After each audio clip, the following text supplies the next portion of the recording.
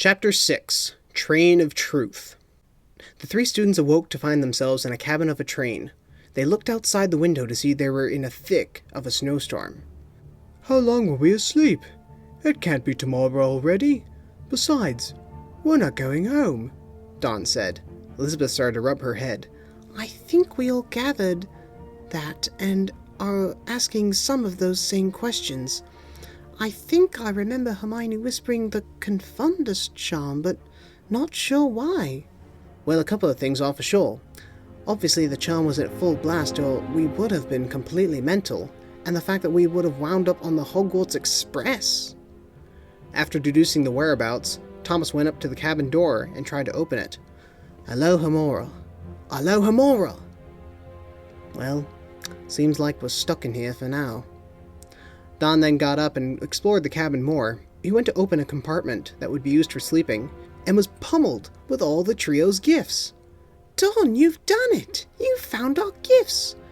Your constant need to do something, look around, open things you have no need opening, and curiosity has proven useful again. Gee, Elizabeth, I'm not sure that I should be insulted or complimented. I might just have to take these gifts with your name on it right back.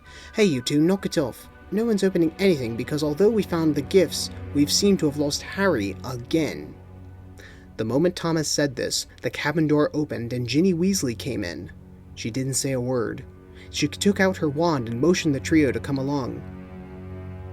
She led them down the narrow hallway of the train, past other cabins. Through the window of one cabin, the trio saw Ron and Hermione completely knocked out on the seats. Ginny then quickly rushed the students past another window and to a door that led outside. Ginny, are you crazy? Elizabeth screamed. The boys turned right around and tried to fight her off, but she ended up throwing them and Elizabeth out the door. Thomas, Dawn, and Elizabeth held onto some of the handles outside the train car for dear life. The wind was blowing, the coldest of airs, and the snow was flying at a rapid pace. Thomas looked to the right and saw a ladder on the side of the car. Come on, follow me. Read this in a book once. Thomas slowly moved his arm to the ladder and started to grab it. He climbed and climbed with Elizabeth and Dawn behind him. Between the occasional slip, they made it to the top of the train car. Oh, brilliant work, Sculptor. Now what do? You've brought us up here to where the snow and cold wind are even harder. Come off it, Dawn. I'm trying to see where we're going. That's not going to happen, Ginny said as she started to appear. She directed her wand. Elizabeth advanced towards her and began to pull out her wand. Expelliarmus, Ginny said as she flung Elizabeth's wand out of her hand and far away. As she and Ginny watched the wand fly away, Thomas whispered into Dawn's ear, and they both turned back. Hate to do this, Ginny. Dawn started to charge Ginny, and right before Ginny was about to cast another spell, Thomas pulled out his wand. Stupefy! Ginny's wand flew out of her hand, and she was pushed back by force onto the snow-covered top of the car. Dawn gave Elizabeth a hand up and saw Thomas approach Ginny. All right, I'm not sure what's going on, but I know one thing. You're not Ginny Weasley. Thomas, have you gone mad? Dawn wondered. He and Elizabeth tread lightly to Thomas's position and saw Ginny's body moving jerkingly. Step back, you three, the voice of Harry Potter said as he emerged from the ladder of the car. Harry, are you all right? Elizabeth exclaimed. What about Ron and Hermione? Especially Hermione, Dawn wondered. I'm sure they'll be fine. We need to worry about this now. You see, I'll make it brief.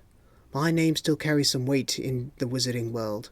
Also, the spirit of Voldemort still lives on in small communities. Every so often, that spirit will try to bring back one of its former followers. Since you three are connected to me, you were part of this plan.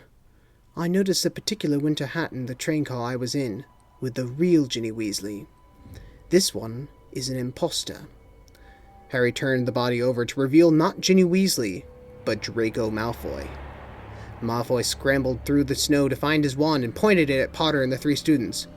Draco, I thought we buried the hatchet. You didn't want to kill me at Malfoy Mansion, and we acknowledged each other at platform 9 3/4. Why are you doing this? Just stay away from me, Potter. Please, let me do this. Let me do what he asked. Don't make me kill you, Potter, or your little tag-alongs. At that moment he touched his coat, and he vanished from the train.